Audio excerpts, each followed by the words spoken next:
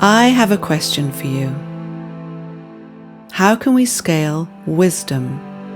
How can we move from ego to eco-driven innovations and unite in a common purpose to make this world a beautiful place for all of us? Us, the birds, the bees, the plants, and the oceans. We are one integrated system.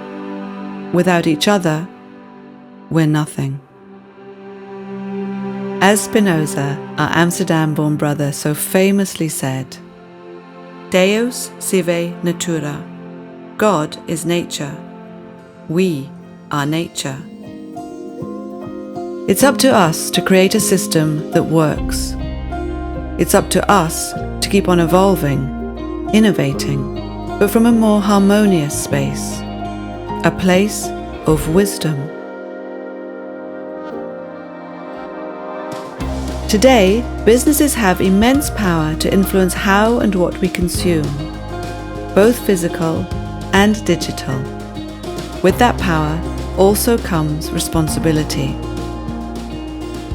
At the end of the day, we all want to be part of the solution, not the problem. Meaning gives energy. It makes people wake up. The question then becomes, how can you scale wisdom?